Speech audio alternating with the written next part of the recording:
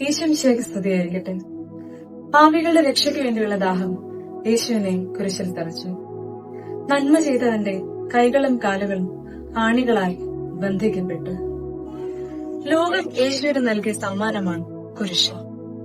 ലോകത്തിൽ അവിടുന്ന് പ്രവർത്തിച്ച അത്ഭുതങ്ങൾക്കും അവിടുന്ന് നൽകിയ പ്രബോധനങ്ങൾക്കും ലോകം നൽകിയ മറുപടി. നമ്മുടെ ജീവിതവും എങ്ങനെയാണ്? പലപ്പോഴും നമ്മൾ ചെയ്യുന്ന നന്മ പ്രവൃത്തികൾക്കും നല്ല വാക്കുകൾക്കും നമുക്ക് ലഭിക്കുന്ന ഫലം നല്ലതായിരിക്കണമെന്നില്ല.